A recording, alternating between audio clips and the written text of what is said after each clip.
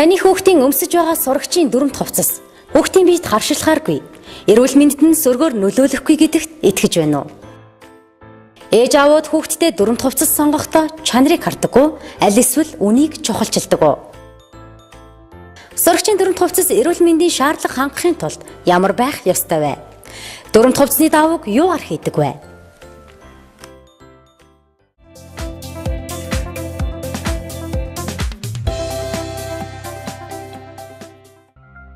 (2016-аас 2017 оны статистик мэдээллээс харахад манай улсын хэмжээнд 5-аас 19 насны нийт 551 мянга гаруй хүүхэд ерөнхий боловсролын сургуулиудад суралцж байна гэсэн тоо баримт бий.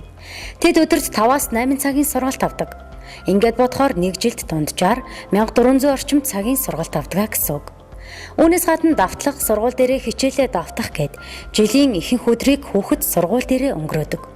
Харин сургалт авч байгаа сурагч бүр өөрсдийн дүрмт хувцсыг заавал өмсөх ёстой. Учир нь нийгмийн ялгуурлыг арилгах, хүүхдийг гэмт хэрэгт өртөх, гэмт хэргийн золиос болохоос урьдчилан сэргийлэх үүднээс хүүхдүүд заавал сурагчийн дүрмт хувцсаар ижилсэх учиртай.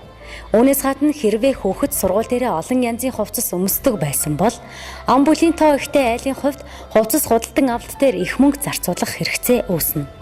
Тэгэхээр сурагчийн дүрмт хувцсаар ижилсэх нь айл өрхийн эдийн засгийн хувьд ч хэмнэлттэй. Гэхдээ эцэг эхчүүд бид ийм хэмнэлт хийж байгаагаа бодож тооцоололгүй, дахин хэмнэлт хийх тухай бодож хүүхдийнхээ өмсөх сурагчийн дүрмт хувцсыг сонгохдоо эрүүл ахуйн шаардлага хангах чанартайг биш, үн хэмттэй, чанар муутай хувцсыг сонгох нь элбэг. Учир нь Монголын нэг айл өрхөд дунджаар ерөнхий боловсролын сургуулийн 2-3 сурагч бий. Ингэхлээр эцэг эхчүүд чанар гэхээсээ илүүтэй үн өртгийг бодож тооцоолсны үндсэн дээр сонголт хийдэг гэж хэлж болно. Тэгвэл үнэхээр хэмнэлт болж чадах үед сонголт байдаггүй гэвэл бас л үгүй. Учир нь манай улсад худалдаалж байгаа ихэнх дүрмт хувцас цэвэр хөвөн даван материалаар хийгдсэн байдаггүй. Гэтэл энэхүү эрүүл мэндийн шаардлага хангаагүй дүрмт хувцснууд таны өр хүүхдийн эрүүл мэндэд сөргөөр нөлөөлж байдгийг та мэдэх үү? Тэд харшилтай болох хүртэл аюултай. Гэтэл харшилтай болно гэдэг нь насан туршийн завиртай болно гэсэн үг. Тиймээс сурагчийн дүрмт хувцсыг буруу сонгох нь ямар үр дагавартай болох. Угтаа зөв сонголтыг хэрхэн хийх ёстой талаарх мэдээллийг хүүхдийнхээ эрүүл мэндийг боддог хүмүүрт зориулж байна. Орой минь үзэгчдээ 100 наслаараа нэвтрүүлэг эхэлж байна. За, тун удахгүй бол хичээлийн шинэ жил эхлэх гэж байна. Үүнтэй холбогдуулаад эцэг эхчүүдийн хамгийн чухал гэдэг зүйл юу вэ гэхээр мэдээж шинэ хичээлийн жилийн бэлтгэл ажлыг хангах. Харин энэ бэлтгэл ажлын хамгийн гол зүйл бол мэдээж сурагчийн дүрмт хувцас байдаг.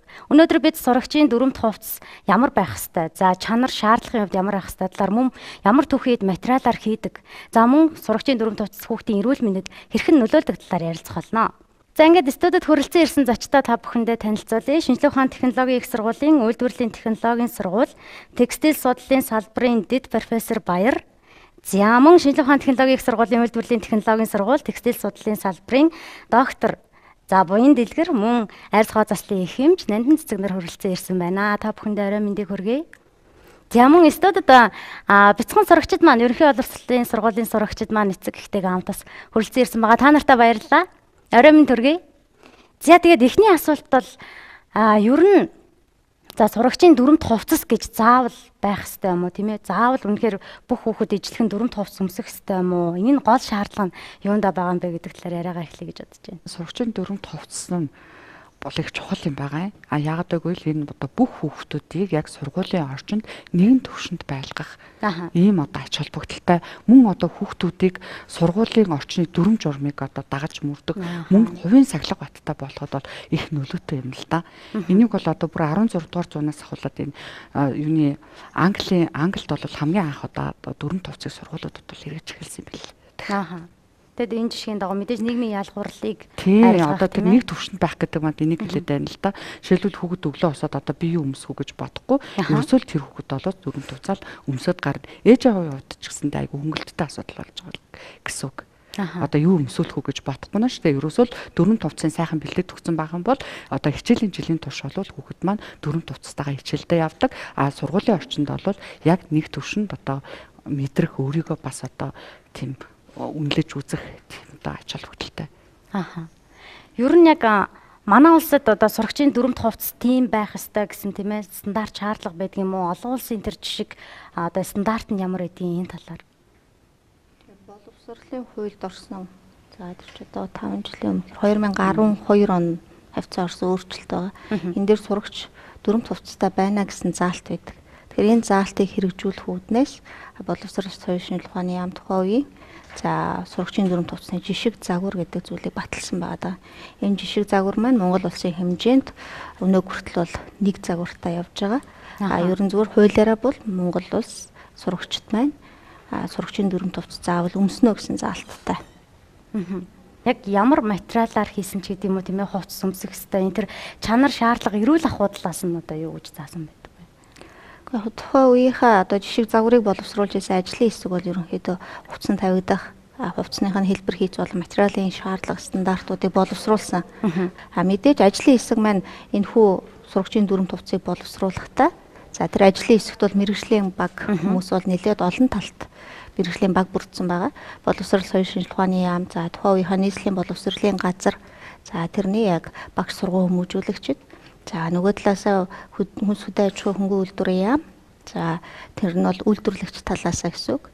За ингээд энэ хоёр яам ажлыг зангидахдаа мэргэжлийн холбоодыг оролцуулаад за мөн заавал холбоод биш чөлөө дуран бүтээлчид эдгээрийг оролцуулсан энэ загварыг ажлын хэсгээр бол байгуулсан. Тэрнээс өмнө болохоор нийслэлийн боловсролын газар мэргэжлийн дизайнеруудын дунд хүүхдийн сурагчийн дүрм хувцсны загвар хийж боловсруулах уралдаан зарласан. Тэгэхээр энэ уралдаанд ирсэн бүтээлүүд яг зарим нэг нь бол нөгөө нийтийг хамарсан буюу бүх сурагчдын эдлэгийн хэрэглээний шаардлагад нийцэхгүй, зарим нэг нь сайн талтай байв, зарим нэг нь дутагдал байсан учраас ажлын хэсэг бол шинжилээд шин загвар хийц дизайныг гаргасан байгаа даа. Тэгэхээр энэ ажлын хэсэг бол мэргэжлийн судлаачид, багш нар, за сургууль хүмүүжүүлэгчид яамны төлөөд эцгийн төлөөл орсон гэж хэлж болно л доо. За ингээд боловсруулахдаа мэдээж материал нь ямар ахав гэдэг хамгийн нэн тэргүүн шаардлага байгаа. Тэгэхээр хүүхдийн эрүүл мэндэд хор холбогдолгүй. За нөгөө хүүхд маань ерөн зүгээр аваад үзэх юм бол сургуулийн орчинд өнгөрөөдөг цаг нь за тий бага ангийнхан бол нэг 4 цаг орчим байгаа бол ахлах ангийнхан зарим нь бол баг сургууль дээрээ 8 цаг хүртэл суудаг байгаа даа шүү дээ тий. Тэг өмсдөг хувцас бодох юм бол яг тухайн орчинд илүү өмсдөг хамгийн хэрэглэгддэг хувцас учраас хүүхдийн биед хороггүй. За эрүүл ахуйн шаардлагад нийцсэн. За тэгээд чийг шингээдэг, агаар нэвтрүүлдэг гэх мэтийн эрүүл ахуйн шаардлагуудад нийцсэн материал байхаар сонгож байсан. Нандаа эмчээс бас асуулт байна л да. Ер нь одоо ямар материалаар хийсэн хувцас ч гэдэг юм уу тийм ээ хүүхдийн биед одоо сөргөөр нөлөөлдгийн, харшил төрүүлдгийн. За тэгээд ер нь хүн одоо боддог л да хувцаснасаа харшилна гэдэг дээр бол хэр ач холбогдол үүдгийн болдоо тийм ээ. Ер нь энэ чиглэлийн асуудлууд одоо хэр үүсдэг вэ? За ер нь бол хүн юунаас ч харшилж болно. Ихэвчлэн бол мэдээж нийлэг аргаар гаргаж авсан материалаар хийгдсэн бүтээгдэхүүнүүдээс бол харшлах нь илбэг байдаг. Яагаад тэгэхээр нөх химийн боловсролтод дунд гаргаж авсан бүтээгдэхүүнүүд учраас аль болох тийм натурал тий байгалийн гаралтай бүтээгдэхүүнүүд бол харшлах нь харьцангуй бага байна. Тэгэхээр сурагчийн дүрм хувцсны хувьд бол хүүхдүүд сургууль дээр ихэнх цагаа өнгөрүүлдэг тийм ээ. Одоо зуны улиралд ламардаг болохоос бусад бүхэл улиралд хичээлж идэг. Тэгээд ихэнх цаг бол сурагчийн дүрм хувцастайгаа өнгөрүүлдэг гэж хэлж болно. Тэгэхээр энэхүү одоо хүүхдүүдийн маань сурагчийн дүрм хувцсны материал яг ямар байх хэвтэй. Мэдээж гадна өмсөж байгаа, дотор өмсөж байгаа гэд өөр байх хэвтэй тийм ээ энэ тал дээр. За яг жишг загварыг боловсруулж байх явцдаа бид нар олон улсын стандарт, за хүүхдийн хувцсан тавигдах стандартуудыг судлаад за манад хэрэгждэг бас сурагчийн дүрм хувцсны материалын стандарт бас байдаг. Тэр нь бол гадуур хувцсных нь. За эдгээрийг судалсны үндсэн дээр яг хүүхдэд хорггүй, аюулгүй, эрүүл ахуйн шаардлага гэдэгээс гадна эдлэгийн хэрэглээнийхэн шаардлагад бас нийцсэн ийм материалыг сонгож авахыг зорьсон л доо. За энэ үүднээс бол яг арьстай шүргэлцдэг хэсэг буюу яг одоо нөгөө бидний ярьдгаар бол нүцгэн гэж хэлэх нь хаашаа те хүзүү одоо энэ буглага энтертэй бол хүүхдийн яг арьстай шүргэлцдэг хэсэг гэж хэлж болно шүү дээ. Тэрнээс биш цээжмэн биен дээрээ шууд цамцаа өмсөхгүй байх дотор нь майк ч юм уу те дотор хувц өмсчиж өмсдөг. Тэр үүднээсээ арьстай шүргэлцэх хэсгүүдийн цэвэр хүүн дав байна. Одоо нөгөө хамгийн бага харшил үүсгэхээс гадна чийг шингээж авах боломжтой хамгийн их чийг шингээдэг материал учраас за их биенийх нь хэсэг буюу бусад хэсгийг нь бол хөвөнгө холиотой. Тэгтээ хөвн нь давамгайлсан буюу 70. За түүнээс 60-аас багагүй хувьтай хөвн байна гэдэг энэ заалтыг цамцанд оруулсан. За гадна талын хүрм тэгээ октоодын индашнс тэ гэж хэлж болохоор сарфан гэж хэлээд байгаа. За юупг өмдөн дээр бол ерөнхийдөө ноосон даав оруулсан. Бас энэ сурагчийн дүрм хувцсыг хэрэгжүүлэхэд хоёр төрийн байгууллага тухайн үеийн засгийн газрын бодлого байсан гэхээр малчтынхаа бас амьдралыг дэмжих үүднээс Монгол хоньны нуусан даавуугаар сурагчийн дүрм товц үйлдвэрлэе гэдэг бодлогыг хэрэгжүүлсэн баг.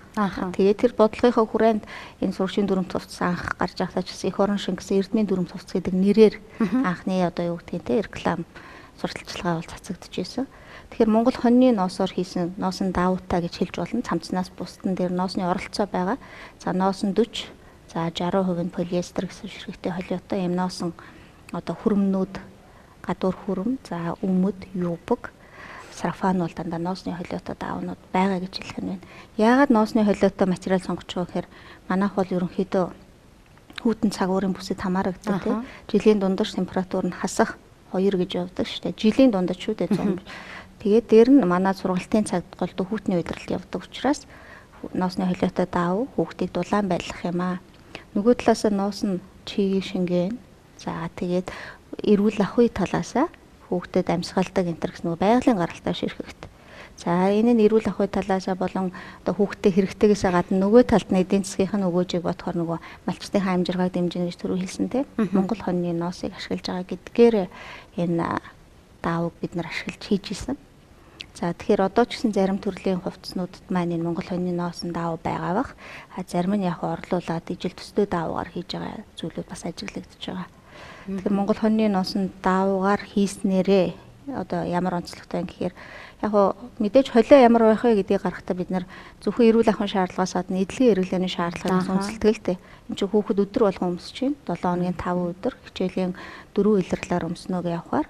За тэгээд энэ хийц дизайны гаргаж ирсэн ажлын хэсэг баг маань яасан гэхээр хоёр хүүхдийн өсөлт хөгжилтийн 2 жилийн өсөлтийн хэмжээнд нийцсэн байхаар сулын тавилтуудтай буюу одоо хормогийн уртсгаж болдог, ханцуу хормог тавьж болдог гэх мэтийн ийм зохион бүтээлтийн шийдлүүдийг оруулж өгч ирсэн. За ингээд үзэхээр 2 жил өмсгөд энэ бол нэг хилэгдээд даахгүй, урагдаад цоороод даахгүй ийм материалаа.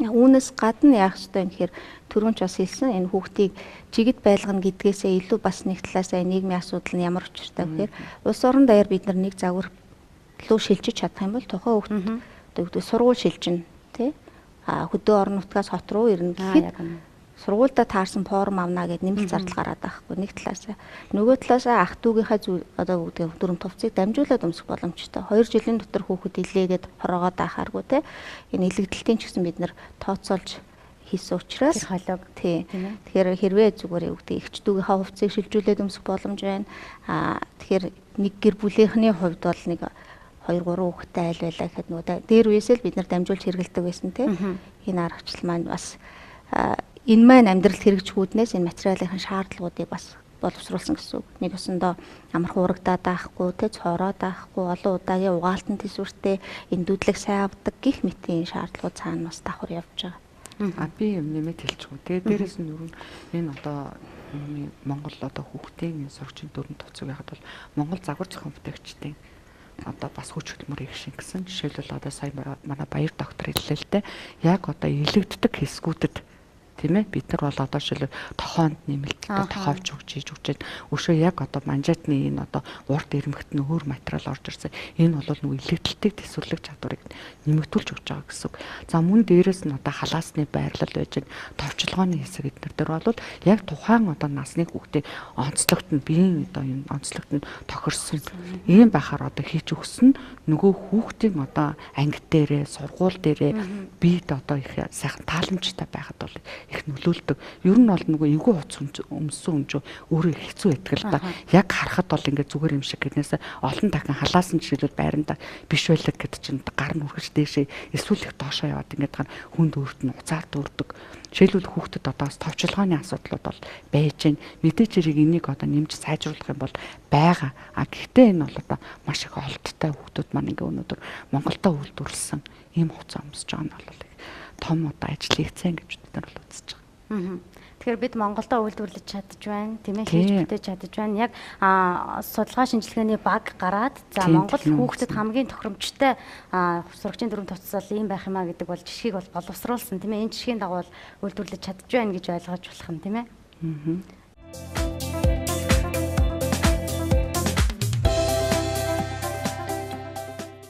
Хүн ардын хөдөлмөр ундарч хүүхэд багчуудын хичээл номондоо шамдах өдрүүд улам ойрцоор. Саяхан л бяцхан байсан таны хүүхэд өсөж том болон бусад хүүхдүүдийн нэгэн адил ээж аавынхаа гараас хөдлөөд эрдмийн өргөөнд элсэн орох боллоо. Энэ үед та хүүхдийнхээ хичээлийн бэлтгэлийг хангах хэрэгтэй болдог. Харин хичээлийн бэлтгэлийн хамгийн чухал зүйл бол сурагчийн дүрмт хувцсыг зөв сонгох юм. Тэгэхээр та хүүхдийнхээ хичээлдээ өмсөх сурагчийн дүрмт хувцсыг сонгохдоо юуг анхаарах ёстой вэ? Монгол хүүхдийн өмсөх сурагчийн дүрмт хувцсны жишг загварт зааснаар гадуур өмсдөг дүрмт хувцас хоньны ноос 40%-тай, полиэстер 60%-тай байхаар, доторх цамцны дотор тал 100% хөвөн давуу байхаар тооцоолж, гадна талд полиэстер материалыг 40%-тай оруулж болохоор заасан байдаг. Энэ нь хүүхдийн биед харшил төрүүлэх хэрэггүй. Хөлсийг биеэс гадагшлуулж, арьсыг амьсгалуулж байх шаардлагыг бүрэн хангах материал гэж хэлж болно. Хэрв хувцсны доторх бичил орчны хэвийн байдлыг хангахааргүй, биеэс салгаруулдаг хөлс чигийг гадагшлуулах боломжгүй, хямд төсөр материалаар хийсэн дүрмт хувцсыг хүүхэд удаан хугацаагаар өмсвөл арьсны элдв төрлийн харшилтай болох эрсдэлтэй. Харин харшил гэдэг нь насан туршийн завир болдог. Тиймээс эцэг эхчүүд хүүхдийнхээ хичээлийн дүрмт хувцсыг сонгохдоо эрүүл ахуйн шаардлагыг хангаж чадхаар олон улсын стандарт жишгт нийцсэн Монгол хүүхдэд тусгайлан боловсруулсан дүрмт хувцсны загварт нийцүүлж үйлдвэрлэсэн эсхийг нягтлах хэрэгтэй. Харин хамгийн найдвартай арга бол үндэсний үйлдвэрээ дэмжиж Монгол хүүхдэд зориулсан сурагчийн дүрмт хувцсыг стандарт шаардлагын дагуу үйлдвэрлэж байгаа эх орны үйлдвэрлэлийг сонгох явдал юм. Монголчууд бид өөрсдөө сурагчийн дүрмт хувцсыг стандартын дагуу үйлдвэрлэж чаддаг болсон. Олон улсын жишгт нийцүүлэн дүрмт хувцас үйлдвэрлэж байгаа Монгол үйлдвэрүүд олон бий. Тэдгээрийн нэг болох сурагчийн дүрмт хувцас үйлдвэрлэлээрээ тэргүүлдэг томоохон үйлдвэрүүдийн нэг бол Uelun менч компани юм. Uelun менч компанийн хувьд 2006 оноос соёлын чиглэлээр үйл ажиллагаагаа явуулж байна. 2013 оноос эхлэн сурагчдын дүрмт хувцас үйлдвэрлэж байгаа бөгөөд Монгол улсын сурагчийн дүрмт хувцсны стандарт шаардлагад нийцсэн үндэсний үйлдвэрлэлийн Uelun брэндийг гаргасан юм. Uelun брэндийн сурагчийн дүрмт хувцснууд нь 40% хоньны носон холимогтой давуу материалаар хийсэн учраас өвлийн улирал дулаахан, эдлэгээ удаан, өнгө үзэмжтэй, орчин үеийн дэвшилтэд оёлын технологийн шийдлэр шийдснээрээ онцлогтой. Мөн Uelun брэндийн сурагчийн цамц нь цэвэр байгалийн гаралтай 70% хөвөн агуулсан, хүүхдэд өмсөж хэрэглэхэд биед зөөлөн, арьсанд ямар нэгэн харшил өгөхгүй эко органик бүтээгдэхүүн юм. Тиймээс хэрэв та хүүхдтэй сурагчийн дүрмт хувцас сонгох гэж байгаа бол эрүүл ахуйн шаардлага хангуйц материалаар хийсэн, эх орондоо үйлдвэрлэсэн үндэсний брэндийг сонгоорой. Uelun брэндийн сурагчийн дүрмт хувцсны материалын чанарыг өөрийн биеэр очиж шалхан, хүүхдэд агуулж очин биед нь тааруулан сонголтоо хийхийг зөвлөж байна. Uelun брэндийн сурагчийн дүрмт хувцсыг дараах цэгүүдэд худалдаалж байна. Төв салбар буюу сүлжмлийн үйлдвэрийн гаднах талбайд, Нарантуул заах баялаг ундраа худалдааны төв, Баян хушууны тойргийн автобусны буудал буюу Суудан төв, Дүнжин гараг худалдааны төвийн 29-30 дугаар павильон, Асаа циркийн баруун зүүн жигүүрт 3-4 дугаар хороолол Түмэн плаза болон Апекс төв, Баян зүрх дүүрэг Санди плаза, Драмын театр, 1-р хороолол Ирээдүйн цогцлбор сургууль зэрэг цэгүүдэд худалдаалж байна.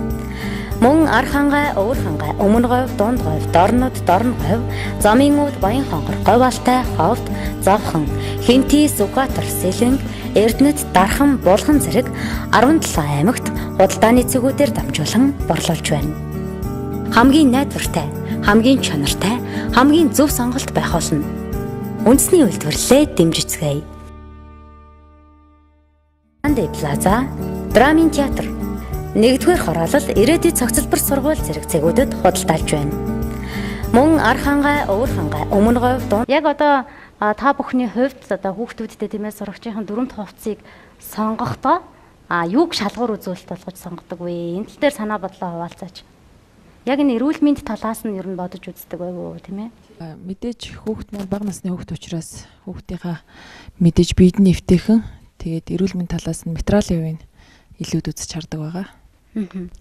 Ямар материалтай байвал илүү дээр гэж сонгодог хүн даван тийм материалтай байвал ер нь хүүхдэд агаарыг гадагшлуулж өгнө. Байнгын өмсөж байгаа учраас маш эвтэйхэн байгаасаа л гэж боддог шүү дээ. Тэгэд яг бүх хүүхдүүд бол яг хөвөн даван тийм ээ доторх цамц нь хөвөн даван ч юм уу тийм ээ харин гаднах одоо форм нь бол яг хоньны ноосны хальцтай ч гэдэг юм уу. Яг тэр боловсруулалтуудыг харж тийм ээ хувийг нь харж одоо бас бүх хүн сонгодог болов уу гэвэл бас эргэлзээтэй байх тийм ээ. Одоо ер нь ингээ анзаараад хахаар эцэг эхчүүдийн маань худалдаж авч байгаа сурагчийн дүрмт хувцс хөвчлэн манай нөгөө урд хуршуус тийм ээ ирсэн. Тэгээд хувцснууд байдаг. Тэдгээр хувцсны материал нь одоо яг ямар байд юм болоо? Энэ тал дээр ер нь судалж шинжилж байв уу? За яг хөө мэдээж хүн юу гэдэг ноосны холиотой хөвөнгийн холио их байгаад байх тусмаа тодорхой хэмжээнд үнэтэй өртөгтэй болно тийм.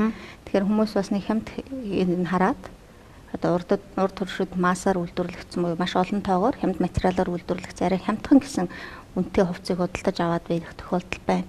Гэтэ энэ хямд үнийг бас харьцуулаад үзвэл нэг одоо юу гэдэг яг материал сайтай ноосон даавуугаар хийчихсэн энэ дүрмт хувцснаас бол 10-20 мянган л зөрүү ажиглагдаад идэг байхгүй. 10-20 мянган нэг их зөрүү нэг талаасаа биш. 10-20 мянган төгрөгийн зөрүүг хүүхэд 2 жил өмсөх явцтай тий. Нөгөө чанартай ямыг өмсөөд байвал тэрийгээ дагаад гарах зардал чинь чимнэгдэн шүү дээ. Чанар муутай юм өмсөөд 2 цамц 3 цамц аваад тий илүү зардал бараг нөгөө талдаа гаргагч тохиолдол байгаа байхгүй. Яг сурагчийн дүрмт хувцсны энэ бид нар хятадаас ирсэн материалуудыг яг шинжилээд үзэх тохиолдол биш байдаг л да. Үйлдвэрлэгчид санал тавьдаг, зарим нэгэн эцэг эхчүүд тавьдаг. Импортоор орж ирсэн сурагчийн дүрмт хувцсны хувьд бол эцэг эхчүүд ямар материал вэ гэдэг ихний ээлжинд хэрвээ мэдээ гэвэл тэр шошгыг харах хэрэгтэй л дээ.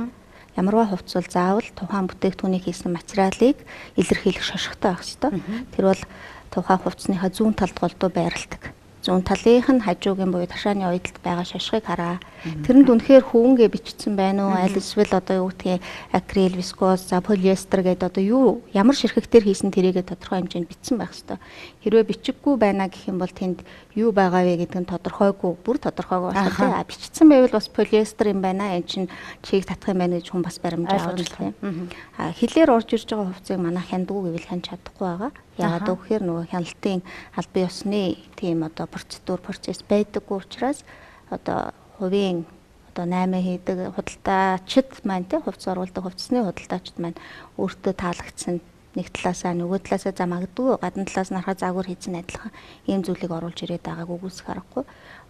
Холиог авцраад судлуулсан шинжилгээнд өгсөн энтрийг харахад яг хуу химийн ширхэгт ихтэй давмгаалцсан нөгөө байгалийн гаралтай хүүн амтны гаралтай ноос нь баг орсон энэ төр тохиолдол байна. Нэг бол бүр огт байхгүй ч юм зүйлүүд бол байдаг л да. Тэгэхээр яг хуу хэрвээ өөртөө мэдэхгүй гэвэл шошго нь байхгүй бол өөртөөс нь мэдээж асуух хэрэгтэй худалдаж байгаа хүнээсээ ямар холиотой яг үнэхээр хүн юм уу юу за тэгээд мэддэг хүмүүс нь бол барьж үзээд энэ төр те мэдэх боломж бол байх бах. Мэдээж цаад хүмүүс чинь борлуулалт хийж байгаа л хүн юм чинь хувцаа бодтоор нь үннээр нь рекламт болоо танилцуулах болоо гэж бодож шít. За тэгээд бид үзэгчтэй зориулаад нэгэн бичлэгийг бол бэлдсэн байгаа. Тэгээд ялангуяа одоо хүүхдийн сурагчийн дүрмт хувцсны тийм ээ түүхий хэд болох одоо пластер тийм ээ нийлэг даавуугаар одоо даавуу юунаас бүтдэг юм бэ гэдгийг бид үзэгчтэй бас харуулах үднэс нэг сонирхолтой бичлэгийг үзүүлэх гэж байна. Дэлгэцэндээ анхаарлаа хандуулна.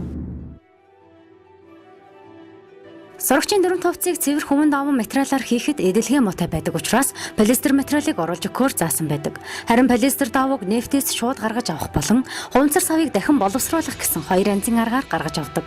2012 онд төслийн боловсруулсан зааварчилгаагаар сурагчийн дүрмт хувцсны материал нь хөвөн давуу болон хоньны ноос байхаас гадна хольцонд нь хүүхдийн биед хоргүй, эрүүл ахуйн шаардлагад нийцүүлэх үүднээс сайн чанарын полиэстер хэрэглэхээр заасан байдаг.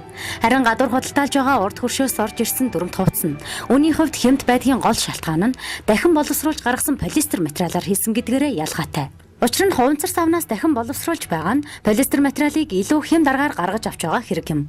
Тиймээс дахин боловсруулах замаар гаргаж авсан полиэстерийн орцтой сурагчийн дүрмт хувцас хүүхдийн биед сөрөг нөлөөтэй тул эцэг эхчүүд хүүхдийнхээ хувцсны материалын талаар сайтар мэдлэгтэй байх хэрэгтэй. Ийм сурагчийн дүрмт хувцсыг олон улсын стандарт, эрүүл ахуйн шаардлагад нийцүүлэн үйлдвэрлэж байгаа үндэсний үйлдвэрлэгчээс сонгох нь найдвартай юм. За үзэгчдээ 100 наслаараа нэвтрүүлэг маань үргэлжлэн та бүхэндээ хүрж байна. Бид сая үзэгчдээ за полиэстер гэх материалыг тийм ээ юунаас гаргаж авдаг юм бэ? Түүхэн эд нь юу юм бэ гэдгийг харуулсан. Саяны хувьд бол хувцар савыг дахин боловсруулад гаргаж авсан полиэстерийн бичлэгийг бол бид үзэгчдээ үзүүлсэн байгаа. Гэхдээ Монгол тийм ээ үйлдвэрлэж байгаа хүүхдийн сурагчны маань дүрмт хувцсан хүртлээс полиэстер орсон байгаа тийм ээ. Ноос полиэстер цэвэр хөвөн давуу мөн полиэстерийн хальц гэсэн юм холио авж байгаа. Харин энэ полиэстерийг одоо юунаас гаргаж авж байгаа гэсэн үг вэ? Юугаараа өөр ялгаатай вэ? Зарим үзэгчдийн маань хувьд бол полиэстер гэдэг ойлголт ч бас байхгүй байгаа тийм ээ. Тэгэхээр энэ тал дээр бүр ялгааг нь сайн гаргаж өгөөч гэж босч байна. Тэр Манихмлийн материалыг үйлдвэрлэхдээ бид нөгөө амьтны гаралтай, ургамлын гаралтай буюу байгалийн гаралтай гэж нэг ангилаад нөгөөх нь хими ширхэгтүүд гэж ангилдаг л та. Тэр нөгөө хими ширхэгт гэдэг ангилалд маань полиэстер ордог. Бидний сургачийн дүрм тувцанд байгалийн гаралтай болон хими ширхэгт хоёулаа орж байгаа гэж хэлэх нь. Тэр хими ширхэгтийг үйлдвэрлэхдээ анхдагч түүхийн эд юу вэ гэдгээс бас их хамаарна. Тэр полиэстерийг бол анхдагч түүхийн эдгээс нь гаргаж авчгаад саяын тэр үзүүлээд байгаа хуванцар сав юу вэ гэхээр дархин ашиглалт буюу нөгөө материал түүхийн эдийнхээ үнийг бууруулах гэсэн энэ арга байгаад байгаа юм л та. Тэгэхээр энэ тохиолдолд хэрвээ магадгүй зүгээр бид нэр сургачийн хувцанд ийм материал байна уу гэж үзэх юм бол Монголд үйлдвэрлэж байгаа материалаар хийчихсэн Монгол зарагдж байгаа энэ бүтээгдэхүүн дотор маань яг хиймэл аргаар анхдагчаар нь гаргаад авчихсан ийм полиэстеруудыг ашиглаж байгаа нөгөө материалынхаа шаардлага стандарт ч гэсэн ингэж заасан байгаа. Хувцсны зориулттай материал үйлдвэрлэх аргаас хамаарат одоо дахин ашигласан полиэстер үү аль эсвэл анхдагч полиэстер гэдгээс тухайн материалын үн өртөг зардал бүх юм хамаарна л та. Бидний хувьд бол мэдээж анхдагч буюу хамгийн сайн чанартай ийм полиэстероор хийсэн материалыг хүүхдүүдтэй хэрэглүүлэх энэ зорилгоор л анх энэ материалыг зааж бичсэн байгаа. Тэгээ полиэстерийн маань олгоод байгаа шинж чанар нь юу юм бэ гэхээр нөгөө бас өөрөө давуу тал нь эдлэгийн хэрэглээний шинж чанарыг сайжруулна. Нэгсэндээ дан ноосон даавар хийчих юм бол нөгөөдг нь амархан бөөстөн ч гэдэг юм уу. Бид нар бөөстөл гэж яриад байгаа филинг бөөстөн бүрцэн тий. Нөгөө талаасаа цоорн энтергээд зүйлүүд гарна л та. Тэгэхээр нөгөө өдөр тутмын хувцас тэр нь байнга өмсөж явах гэдэг үүднээсээ бид нар полиэстер ширхэгт холиод хэрэглээнийхэн шин чанарт нь нийцүүлсэн. Дээр нь эндүүдлэг угаалга авах чанарын сайжирна гэсэн үг юм. Тэгэхээр бас хэмэл ширхэгтийн холио зөв оновчтой байх юм бол энэ нь хувцсандаа бас нэмэлт шин чанарыг олгоод сайжруулах юу гэдгийг сайжруулах үндэслэл болж байгаа. Тэгэхээр бид яг энэ одоо холиог зөв тохируулаад мэдээж стандартыг бол боловсруулсан тийм ээ. Үнэхээр монголчууд яг энэ стандарт шаардлагын дагуу үйлдвэрлэж чадчихжээ нөө. Бид нар бол нөгөө төслийн хүрээнд яажсан л та. Яг энэ одоо сургачийн дүрмт хувцсны материалын шин чанар талаас нь бол судалгаа хийжсэн. Тэгээд тэр судалгаан дээр бол бүрзэлт яг энэ материалынхаа шин чанартай холбоотой бүрзэлт урагдaltaй дээр гэсэн тэр одоо асуултуудыг бол тавьжсэн. Тэгээ ингэхэд бол ерөнхийдөө их гайгүй тийм одоо яг Монголдо үйлдвэрлэсэн даавар гэсэн л бүрзэлт хайрцангуй баг ус харин ноосн цамцсан дээр жаахан бүрзэлт байгаадсэн тий. Тэгээд дараа нөгөө ноосных нь холиог багасгаад полиэстерийн холиог нэмэгдүүлждэг шин чанарыг нь сайжруулсан тийм юм бол гарсан. Одоо хүүхдүүд маань маш олон цагаар сургачийн дүрм тавцтай байдаг тийм ээ. Удаан цагаар одоо өөрийн биед тохироогүй тийм ээ чанарын шаардлага хангаагүй материалтай хувцс өмсөд байснаар одоо ямар харшилтай ч гэдэг юм уу тийм ээ. Ямар төрлийн одоо эмгэгтэй болох тийм боломжтой сөрөг нөлөөтэй даавартай байна. Хамгийн ихэнд бол мэдээч биед тохиромжгүй тийм хувцс өмснөөсөө болоод арьсан дээр янз бүрийн холголт гэмтлүүд үүснэ л дээ. Өргөдөж юм уу тийм хүүхдийн арьс маань их эмзэг зөөлөн байдаг. Тийм учраас бид эвгүй те бариу ч юм уу те тийм хатуу материалаар хийсэн ч юм уу те тиймэрхүү байх юм бол хамгийн ихэнд бол арьсан дээр юм жижиг гэмтлүүд үүсч эхэлнэ л дээ. За тэгээд явандаа тухайн хүүхдийн маань дархлааны байдлаас хамаарад за тэгээд харшламтгай юм уу эмзэг байдалтай хүүхдүүд байх юм бол мэдээж бас харшлын урал өрнөх боломж үрдэнэ гэсэн үг.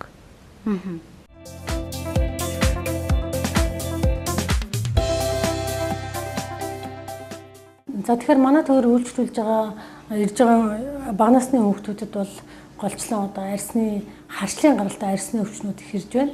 За энэ дотроо бол тодорхой хэмжээгээр тэр арьсны өвчнийг одоо сэдрээхэд жочрооход дахин гарахад бол энэ хувцаслалт маш их нөлөөтэй байдаг. Ялангуяа бага насны хүүхдүүд бол ер нь л эцэг эхүүд боломжоор хөвөн даван эдэлтэй материалыг голчлон хэрэглэж хүүхдүүдэд ийм хувцсыг сонгож хэрэгэлдэг. Тэгээ хичнээн тийм ч гэсэн зарим нэг тохиолдолд одоо хүүхдэд бол нилоны хувцас одоо өмсөх тохиолдол байдаг. Одоо бид нар хуучин нилон л гэж ярьдаг. Гэхдээ энэ маань одоо гол нь яадаг юм гэхээр нилоны хувцастай тохиолдвол энэ бол агаар нэвтрүүлэгээс ус чигийг өөртөө одоо татаж шингээхгүй учраас илүү арьсыг хөлөргөөд илүү тэнд одоо арьсны процессыг одоо харшил өрөвсөл процесс нь явагдахад бол одоо илүү бас нөлөөлдөг.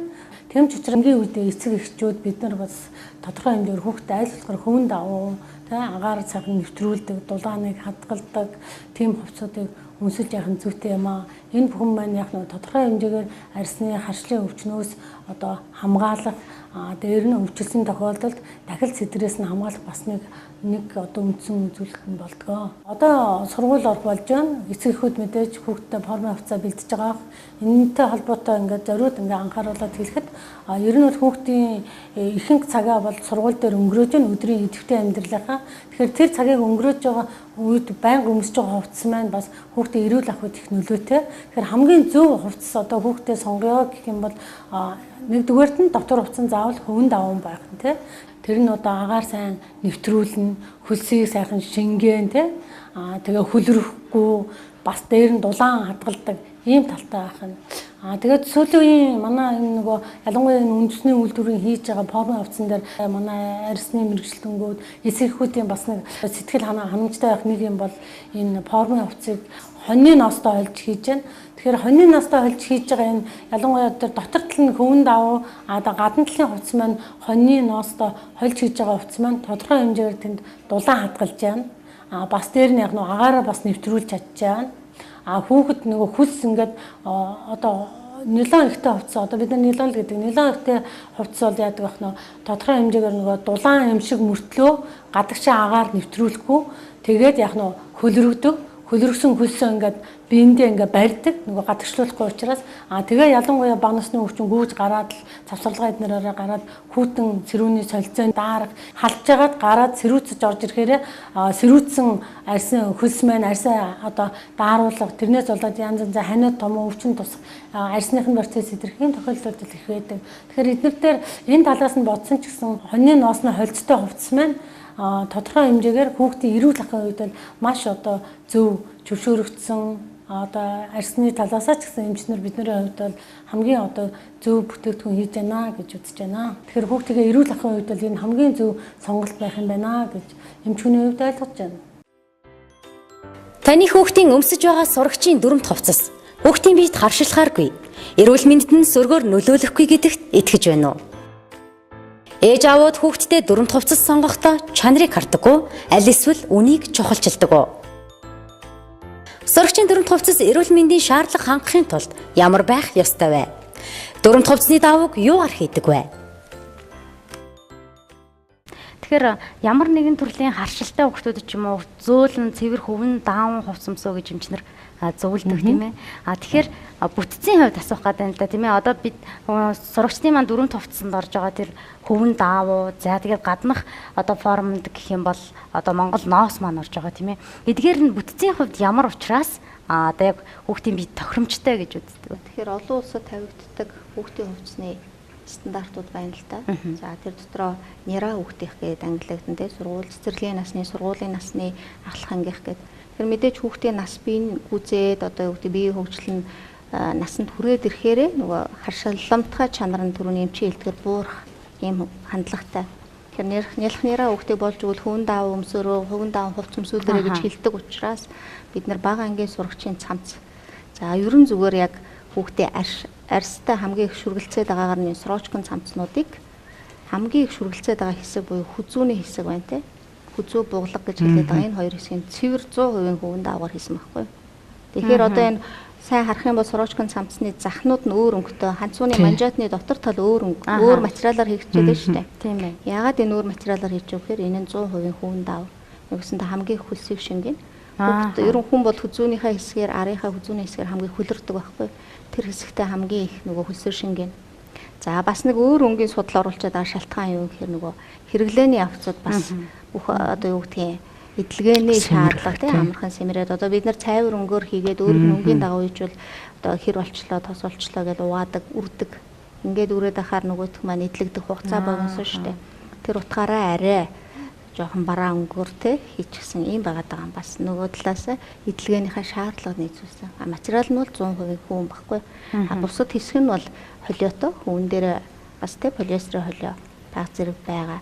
Өшөө зарим цамцсан дээр ахлах ангийн хүүхдүүдийн цамцсан дээр спандекс байгаа бах. Энэ нь яадаг гэхээр нөгөө баг зэрэг сумлалтай. Одооны охтууд хүүгүүд маань ерөнхийдөө бие барьсан тал руугаа хувц өмсөх сонирхолтой болчихсон те.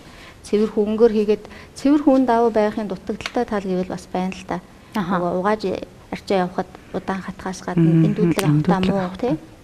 амархан илэгдэнэ гэд. Тэгэхээр нөгөө илэгдэлтэй бууруулад эндүүдлэг авдаг болгоод хэрэглэхэд хялбар амархан хатдаг болохын тулд бид нэр тодорхой хэмжээний холио байх ёстой. Тэгээд ахлахангийн хүүхдүүдэд бол тэр нь өшөө жоохон бидэн нэвтэй байдлаар нөгөө бариу өмсөд байхад хамаг юм барьчаад чөлөөтэй чамсгалж болохгүй болгочихгүй биш.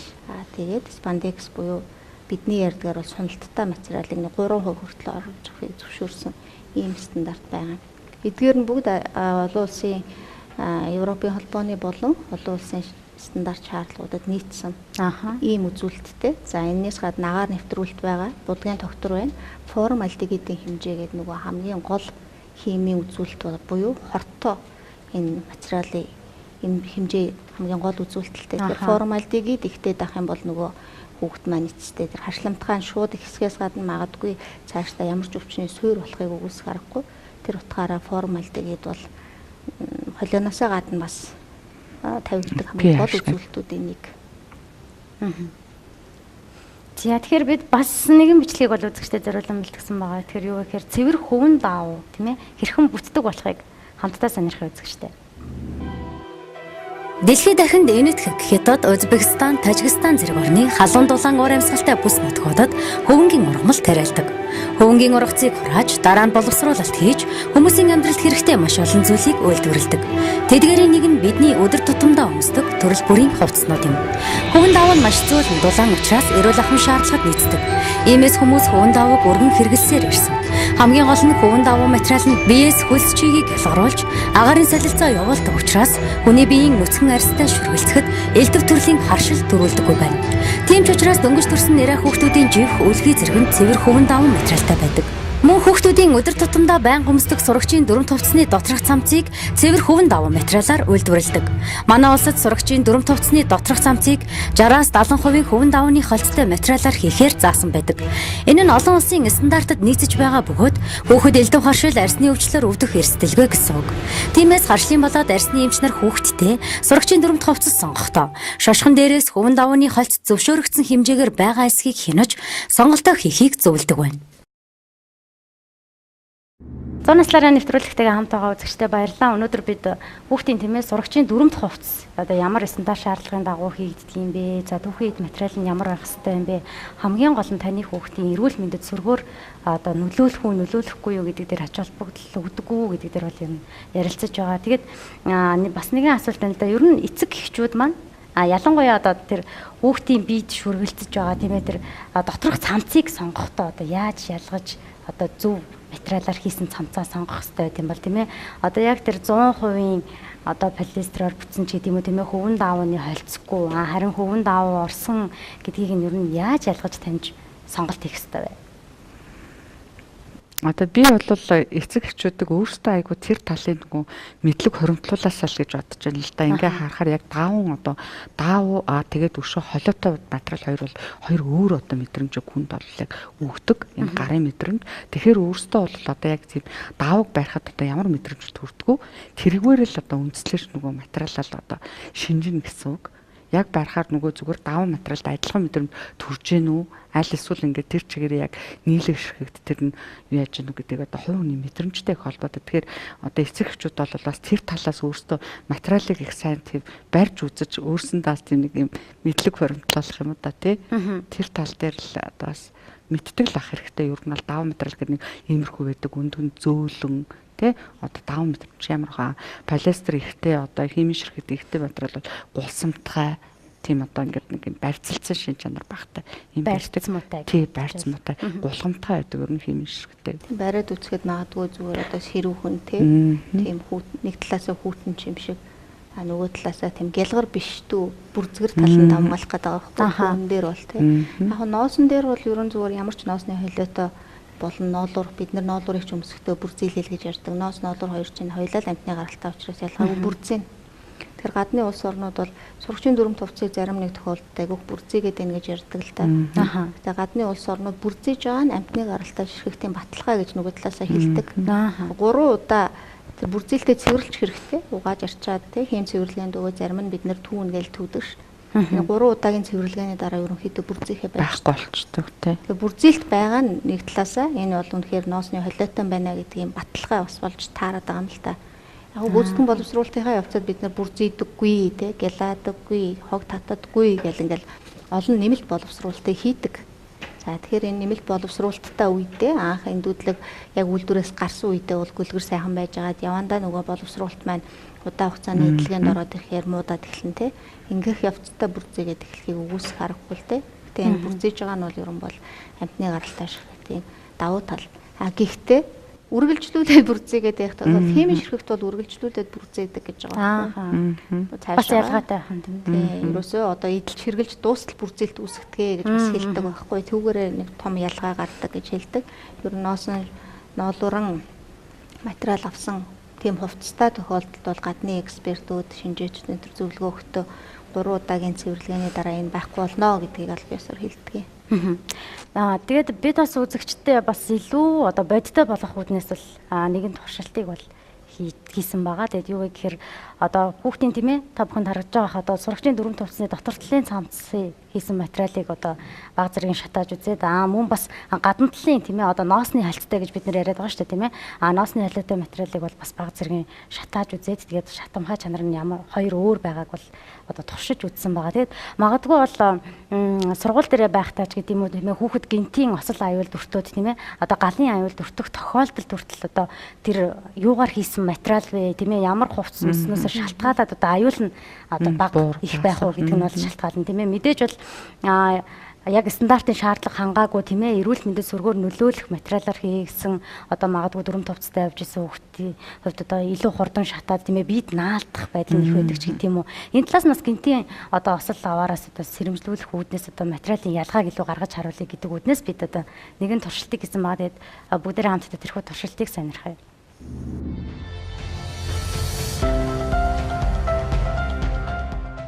Монголд үйлдвэрлэж байгаа Uelun брендийн сурагчийн дүрм товцны материалаас бага зэргийн шатааж туршихад цэвэр хөвөн шатаахад гардаг үнэр гарч байсан төдийгүй шатамхай болон наалдамхай чанар бага байгаа нь харагдаж байна. Харин 100% полиэстер материалыг шатаахад наалдамхай чанар их байдаг. Тиймээс хүүхэд гинтийн галын аюулд өртөж болзошгүй тохиолдолд дотоодоо үйлдвэрлэсэн хувцас нь стандартад нийцүүлэн бүтээсэн учраас илүү аюул багтай найдвартай байх нь харагдаж байна.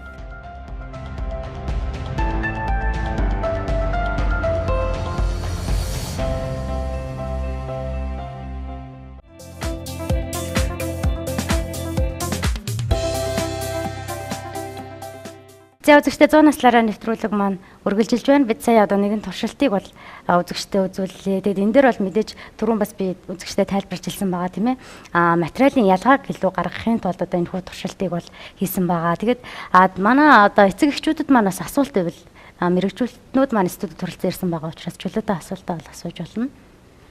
Одоо эцэг эхчүүд нөгөө хувцсыг барьж үзэж гад мэдэрч авна гэж байгаа шүү дээ тий. Тэгээ одоо аауд маань яваад бас хувцаа бэлдэж болно шүү дээ тий. Ээжүүд завгүй байлаа. Аауд хинэггүй шүү дээ. Зүгээр явжаал ингээл нэг актрис гэж барьж үзэж мэдрэхгүй. Тийм учраас таних лого тэмдэг одоо юу байна? Одоо энэ хувцсанд одоо Монгол гэсэн ойлголттой тэрийг тодорхойлж гаргасан. Бид нар юуг нь таньж мэдэж авах хэрэгтэй тий. Тэр талаас нь жаахан ярьж өгөөч. За миний харж байгаа болон одоо гадуур байгаа худалдааг харахаар тухайн үйлдвэрлэгчийн нэрийн барааны дэлгүүр нь хамгийн найдвартай байх гэж харж байгаа. Яагаад гэвэл тухайн үйлдвэрлэгч хариуцлагаа хүлээн тэ.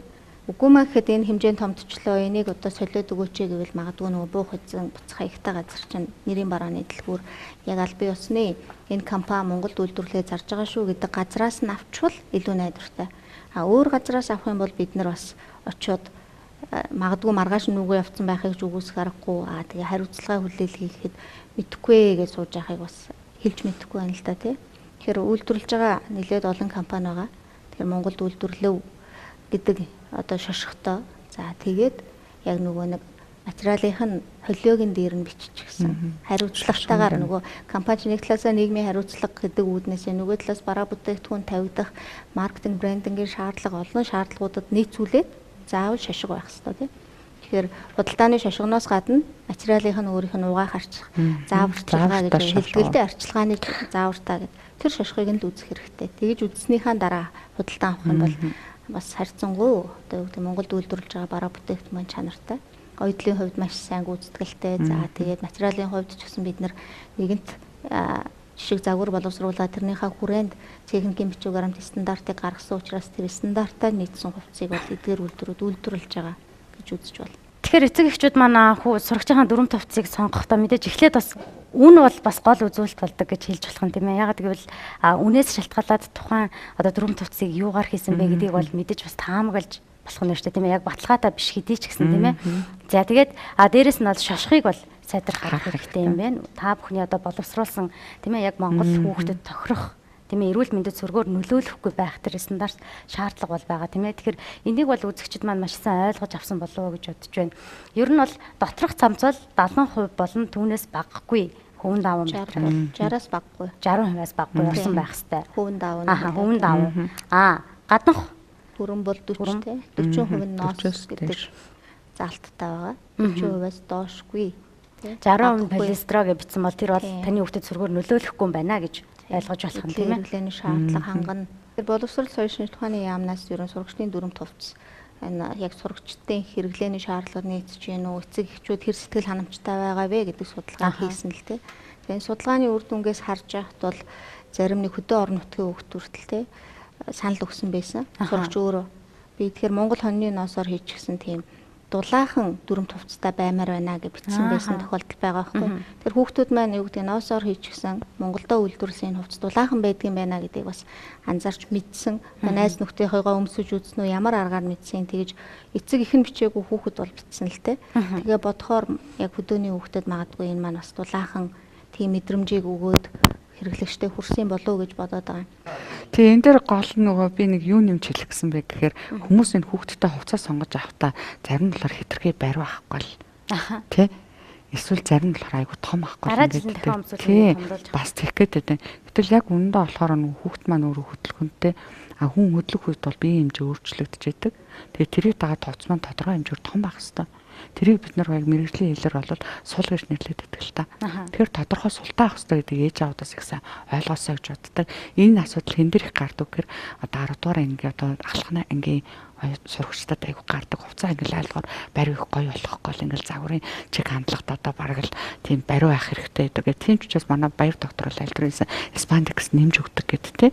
Спандекс нэмсэн байгаа. Гэхдээ бас яг улаан бариу болохгүй л гэдэм шүү дээ. Бид нар тэр судалгаагаар л харж байсан л та. Тэгэхээр энэ бол хувцас тодорхой хэмжээгээр чөлөөтэй байх ёстой шүү гэдгийг одоо бас хэлэх гэсэн. Стандарт одоо тийм ээ хамгийн зохицолтой хувилбараар хийж байгаа байхгүй юу. Тэрийг л одоо хит сул болох гэдэг юм эсвэл хит бариу болох гэдэг л эцэгчүүдийн донд бас нэг тийм нэг сэтгэл ханамжгүй байдлаа. Энэ айгүй нэвсэгээд идэг ч гэх шиг тийм яриа бас харагдаад байдаг байхгүй. Гэтэл хүүхдээ чинь одоо тэр хөдөлгөөний онцлогтод тохируулаад хувцас бол тодорхой хэмжээгээр сул байх хэрэгтэй шүү. Тийм тэгж сонгож аваарэ гэж хэлмээр байна. Бас мэрэгжлийн юм. Баяр доктороос асуугаад бас өнгөний сонголтын талаар тайлбарлаад өгөөч тийм ээ. Энэ форумны загварыг хийж явахдаа өнгөө бас давхар бодолцсон л доо. Тэгэхээр яагаад хар хөхөнгө авчваа гэд хүмүүс ерөн жоохон хар хөхөнгөнд дургу байгаад идэг. Айгу бараан байна, Монгол хүүхдийн царай дараад байна энэ төр гэл тэгдэг л дээ. Яг го царай дарж байгааг нь сайн анзаарах юм бол нөгөө намартаа хичээл эхлэхэд хүүхдүүд маань 100 амарсан хөөрхөн бор болчихсон тий. Ингээд байгаа учраас царай дараад байгаа юм шиг харагдаг. Өвөлдөө нөгөөх маань байшин дотор байсараа царай одоо цайгаад эхлэнэ гэх юм бол энэ үедээ бол их өнгөн боломжийн гэгээтэй тий зохицоо санагддаг харагдаад байгаа. Гэвчиг одоо яагаад энэ хар хөх байсан бэ гэвэл бид нар энэ өнгөний шинжлэх ухаантч байдаг. Хар хөхөнгө бол өөр айгүй хүнийг тайвшруулах, тайван байдлыг бий болгох ийм өнгө. Тэгэхээр нэг ангид хичээлж байгаа хүүхд хамгийн багадаа 20 дээдлэн 60 хүүхдэд ч анги хичээлж байгаа. Ингээ бодохоор бид нар сурагчтай бодхоос гадна тэр хичээл мэдлэгийг олгож байгаа багштай бас бид нар орчин нь ямар байх гэдгийг бодолцох хэрэгтэй. Тэгэхээр хэрвээ одоо хит тод өнгөтэй хүрэн улаан хүрэн ч гэдэг юм уу те өөр өнгийн хувцснууд нэг бол хит ирээн ийм хувцс байвал яах вэ гэхээр мэдээж тэр олон хүүхэдэнд гүүгээд эхлэхэд багшд өөрөө нөгөө тавгүй мэдрэмж төрөөд нөгөө талаасаа тайван бус байгаад хичээлээ төвлөр зааж чадхад бас хэцүү байдал үүсгэнэ.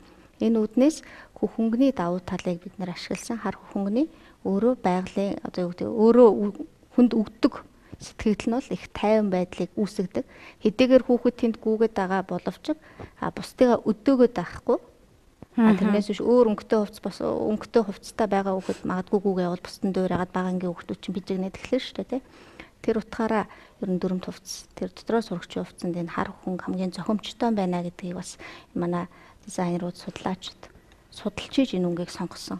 Тэрнээс биш нэг судалгаагүй бас сонгож байгаа л дээ тийм. Тэгэхээр цаанаа бас өнгөний сонголт хүртэл учиртай юм аа. Тэгээ бүх зүйлээ судалгаа шинжилгээнд дээр тулгуурлаад Монгол хүүхдэд хамгийн зохицсон хувилбараар бол гаргасан гэсэн үг шүү дээ, тийм ээ. Тийм. Хамгийн зохицсон өнгө байна хар хүүхд. За тэгээ хар хүүхнгөө дагаад өдөр тутам өмсөд байх энэ цамц маань бас тий. Тэгээ хүүхэд мэдээж нөгөө талаасаа одоо үзэг балаараа бичгээд бид нар голдуу цэнхэр өнгийг шаарддаг. Энэ маань толб болчхоор цагаан өнгнөөс арилахгүй бол цэнхэр өнгөн дээр бас харьцангуйгаар гайгүй байх. Гэх мэтийн хэрэглээ эдлэгээнийхэн шаардлагыг бас нэлээх харгалцсан л да. Тэгэхээр энэ нь бол өнгөний судалгаан дээр үндэслэж дизайнеруудын гаргасан өнгө. Дээр нь өнгөний зохицол бас байгаа. Тэгэхээр хар хүүхэн дээр энэ цайвар цэнхэр өнгө цамц дотроосоо өмсөх бол юбк нь ихэд саарл тий. Ахлангийн хүүхдүүдийн өмд юбк бол нэг саарл байгаа шүү дээ. Цайвар саарл.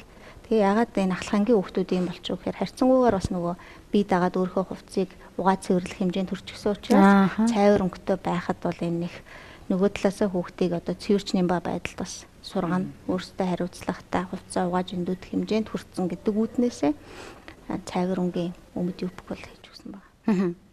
За тэгэхээр студид маань ерөнхий боловсролын сургуулийн бяцхан сурагчид маань бас ирсэн байгаа. Эдгээр хүүхдүүд бол та бүхний боловсруулсан тийм ээ. Одоо тэр Монгол хүүхдийн за сурагчийн дүрмт хувцас ямар байх ёстой вэ гэдэг дээр бас судалгаа шинжилгээ хийгээд боловсруулсан. За тэр стандарт шаардлагын дагуу олон улсын жишгт нийцсэн тэрхүү одоо сурагчийн дүрмт хувцсыг өмсөд яг студид бол сууж байна. Тэгэхээр манай бяцхан оролцогчийн маань хувьд тийм ээ яг өмсөд сууж байгаа энэ дүрмт хувцас таалагдж гин үү, хэр санагдж гин, бид нь нэвтэйхэн байна уу?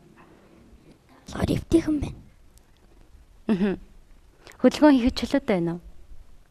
Ийм дүрмт хувцас чи өмнө нь ямар дүрмт хувцас өмсдөг байсан бэ? Энээс өөр дүрмт хувцас нь хичээлдээ өмсдөг. Адилхан нь тийм ээ. Ер нь тэр нь хичээлээ ихтэн чөлөөтэй бие дэвтэйхэн байдаг уу тийм ээ. Ямар нэгэн одоо халууцагч гэдэг юм уу, зовоор одоо илэрдэг үү? Байдаггүй тийм ээ. Ямар ч асуудал үүсдэггүй мэн тийм ээ. Сурагчийн дүрмт хувцастай байхад. За. Өмсөх дуртай юу? Өнгө нь гоё юу? За, баярлалаа бяцхан оролцогчдаа.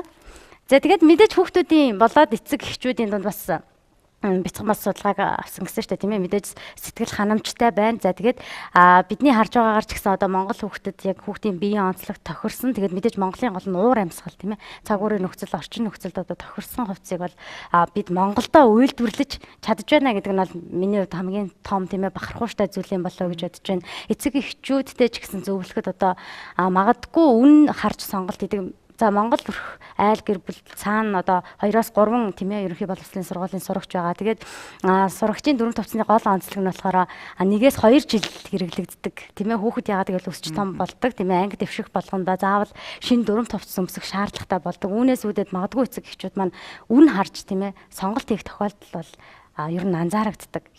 Юу гэж уриалах гэдэг вэ гэхээр үзэгч та бүхэн зөвхөн үн харж сонголт хийх биш тийм ээ. За таны хүүхдийн өмсөж байгаа сурагчийн дүрмт хувцсны материал юугаар хийгдсэн юм бэ? Үнэхээр эрүүл ахуйн шаардлагад нийцэж байна уу? За тэгээд эрүүл мэндэд нь гол нь сүргээр нөлөөлөх үү гэдэг дээр бас ач холбогдол өгч сонголтоо эгрээ гэж уриалж байна. Тэгээд хамгийн гол нь мэдээж Монгол хүний гараар бүтсэн тийм ээ. Эх орондоо үйлдвэрлэсэн Монгол үйлдвэрлэлээ сонгоорой гэдгийг бол нэвтрүүлгийн төгсгөлд бол бид үзэгчдтэй уриалж байна. Тэгээд за төгсгөлд нь бол мэдээж яг сонголт хийхэд тийм ээ хамгийн чухал зөвлөгөөг бол мэрэгчлэтнүүд маань өгөх болоо гэж бодож байна. Төгсгөлд нь дүгнээд тийм ээ. Үнэхээр магадгүй бас яг энэ хэсгээс суугаад харуулад үзэж байгаа хүмүүс байх юм бол тийм ээ сурагчийн дүрмт хувцас одоо мэдээж шинэ хичээлийн жил эхлэх гэж байна. Бэлтгэл ажил одоо зарим нэг нь бол хангаад явж байгаа болоо гэж бодож байна. Зарим нь магадгүй бэлтцсэн ч байхыг үгүйсэхгүй тийм ээ. Ер нь яг сонголт хийхдээ юуг анхаарах хэрэгтэй вэ гэдэг дээр зөвлөгөө өгөөч. Тэгээд нандаа эмчээсээ асуухад бас ямар төрлийн материалаар тийм ээ гэсэн хувцас бас хүүхдэд сүргээр нөлөөлөх боломжтой вэ өөр. За тэгээд хүүхдийн хувцсыг сонгохдоо бас юун дээр анхаарах вэ гэдэг дээр зөвлөгөө өгөөсэй гэж хүсэж байна. Яг хүүхд бага насны хүүхдүүд маань илүү их хөдөлгөөнтэй байдаг тийм. Ер нь ингээд нэг хэсгийн зурд тогтоод суух нь бараг л байдгүй шүү дээ тий. Тэгэхээр байнга гүйж явж яадаг тий. Тэгэхээр тэр хэмжээгээр ингээд байнгын хөдөлгөөнтэй байна гэдэг маань хөлс ялгаралт маш их гарна л да. Тэгэхээр тэр хөлс их ялгархаар мэдээж тэр гадуур өмсөж байгаа хувцас маань тэр их чигийг маань гадагш нь нэвтрүүлж авах тийм шин чанартай байх хэвээр. Тэгэхээр хэрвээ тэгж чадахгүй байх юм бол нөгөө бие махбодод ихээр ялгарч байгаа хөлс маань эргээд арьсаа чичрах, тэгээд харшил төрүүлэгчийн чанар бас үүсгэж болох магадaltaй байхгүй. Тэгэхээр эцэг эхчүүд маань аль болох салхи агаар нэвтрүүлдэг тий.